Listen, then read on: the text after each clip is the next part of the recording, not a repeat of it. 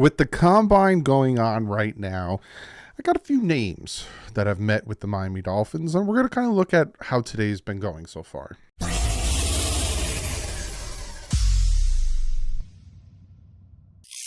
What is up, Fin fans? Yes, I'm going to start doing this where, each day as the prospects do their thing, their 40-yard dash, their verts, yada, yada, blah, blah, blah. I'm going to go through it. I'm going to go over it, and we're going to talk about it. So today was defensive line and linebackers. Tomorrow's DBs. Saturday's quarterbacks, wide receivers, tight ends, and Sunday is running backs, offensive line. So today the Dolphins have met with 7 prospects, and then there's a prospect I wrote down because I'm very interested to see what happens with him and where he goes. So we're going to jump into this, and I'm going to talk about the prospects that we met with, kind of where they're projected to go round-wise. And then I'm going to talk about some of the top performers today because some of these guys, ridiculous. Absolutely ridiculous. So let's jump into this. Cornerbacks, right? The Dolphins met with 3 cornerbacks. Tyreek Stevenson from Miami University did really well at the Senior Bowl in coverage. If he kills it in the tomorrow during the combine, it might boost him out of the second round because right now he's got a second round grade. It might boost him out of the second round, and Dolphins might not have an option to get him if they wanted to, go corner with that second round pick. Emmanuel Forbes out of Mississippi State. He's another second round talent that the Dolphins could potentially go after. They met with him and Miles Brook out of Louisiana Tech. He's a later round guy, maybe your third or fourth rounder. We have 2/3 that the Dolphins can pick him up. So looking at the corners, Tyreek Stevenson from Miami U, he talked about wanting to stay here and, really play wherever he can go. Emmanuel Forbes, Mississippi State. A lot of these guys are talking about the fact of meeting Mike McDaniel, how good he was, the advantage of working under Vic Fangio. Again, I talked about it in today's earlier video. If you haven't checked it out, go check it out where I talk about why free agents would want to come here. And Vic Fangio's addition is a huge part. They also met with the safety, Jordan Battle out of Alabama. He's a third-round projected talent. Again, we have 2 third-round picks. And they could go in that aspect of instead of bringing in Poyer, who's going to, cost more than a third-round safety, they can draft a safety. Because, again, the defense that Vic Fangio is going to install and the defense that they're going to try to use is going to have that rotation at safety, and you have to have that athleticism to play coverage as well as run up and play the run. So I find it, some of these names, Tyreek Stevenson, Emmanuel Forbes, I'd be happy if the Dolphins drafted, and again, later rounds, if they went with Miles Brooks, not Mel Brooks, Young Frankenstein, or a safety Jordan Battle, I wouldn't be upset with those. Just keep an ear out for these names because when the draft comes, all of a sudden, if you hear one of these names called, you'll know why.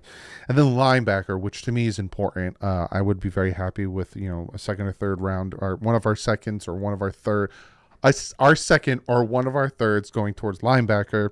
They met with Trenton Simpson out of Clemson.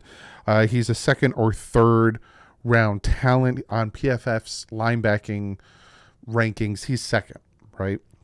Then Darmavian Overshawn from Texas. He's a third round talent. And they did meet with Noah Sewell out of Oregon. He's a fourth round talent. They don't have a fourth round pick. So, if Noah kills it, because I think right now the running backs are going. If I pull up the linebackers are going right now. Yeah, they're running their 40s right now. And Jack Campbell ran a 4.71. Ain't too fast. That might drop his stock because I think right now he's projected probably around second round third talent. The fastest right now is Owen Popo out of Auburn. He ran a 4.5. But yeah, Jack Campbell 4.71. It's not slow, but Noah Sewell ran a 4.72. That's not bad. Trying to see some of the guys that we interviewed if they were in. Darmavian Overshawn ran a 4.59 out of Texas. And did Trenton Simpson run his yet? Yeah, 4.5.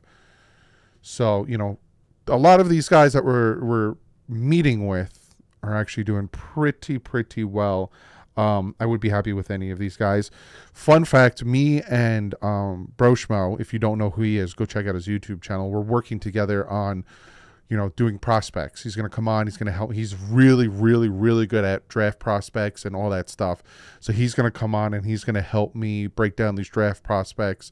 We might, we're going to do what the Dolphins are going to focus on. So top 5 linebackers, corners, tackles, tight ends. But maybe we'll, do a roundabout and maybe do a mock draft together with me and him. But me and Broshmo are working on getting together and doing all that stuff.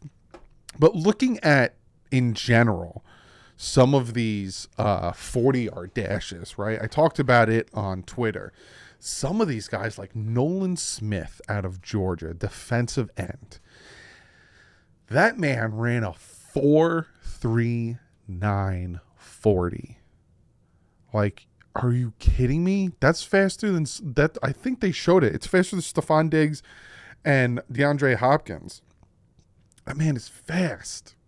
These quarterbacks like Jalen Hurts and Lamar Jackson and Huntley and Josh Allen, you're going to start getting chased down by Nolan Smith. Byron Young ran a 4.43. Robert Beagle out of Georgia ran a 4.48. Oh, my goodness. I'm going to try to pronounce this guy's name because he ran a 4.49. He's defensive end out of Northwestern. I don't even want to butcher his name. Tamawa Awari? I probably butchered that name. But Nolan Smith and Byron Young, 4.39 and a 4.43. That's ridiculously fast for a defensive end. Like, you kidding me right now? As the years are going on, these football players are getting faster and faster and faster. So that pocket passer might start to become, a thing of the past, because you gotta avoid these guys coming after you.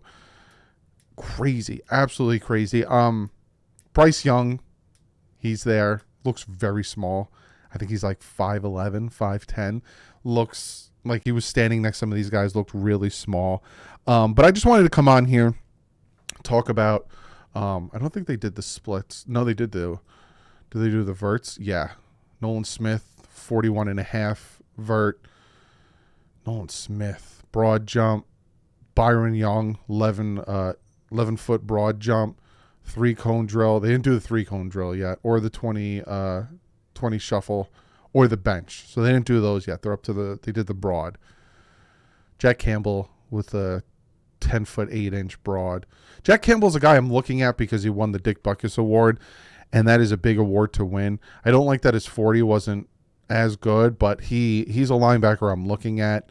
Let me see where PFF has him ranked. Now, again, PFF isn't the be-all, end-all, but I do like to use their top board to kind of get an idea of where these guys could be when the Dolphins are picking.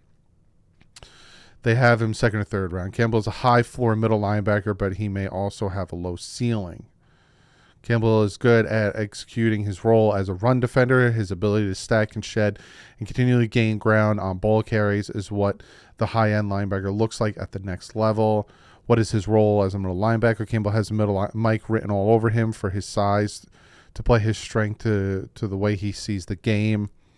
So he's 6'5", 246 pounds. He's a big linebacker, but can he play coverage? Right? Or is he that universal linebacker, or is he more that thumper? Campbell is not the type of linebacker who will shoot through the gap and make the tackle for a loss. He's almost always waiting for the running back to come to him.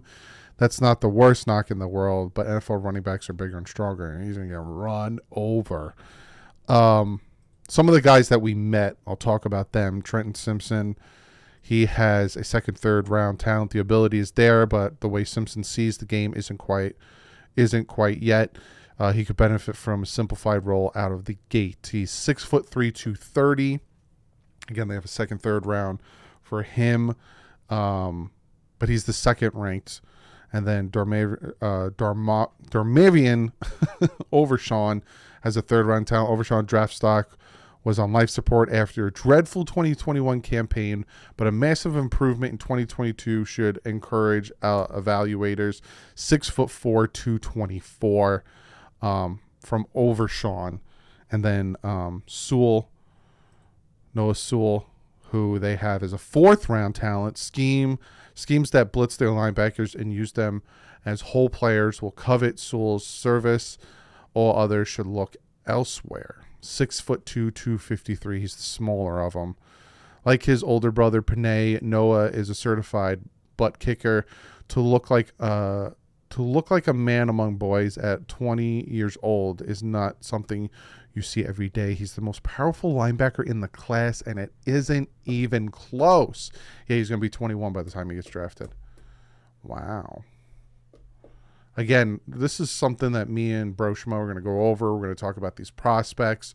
After the draft is when I really get into full-fledged prospects mode to see who the Dolphins are going to go after, especially after, we sign our free agents and all that stuff. But comment below. Any of the linebackers that we've met with, do they intrigue you? Any of the corners we met with, do they intrigue you? What do you think about these 40-yard speeds on these pass rushers? Comment below, and I'll see you guys in tomorrow's video. I have a couple videos planned for tomorrow. I don't know which one I'm going to do yet, but in the beginning of it, I'm going to announce the winner of the giveaways. So be sure to check that out. But not like usual, stay classy and fins up.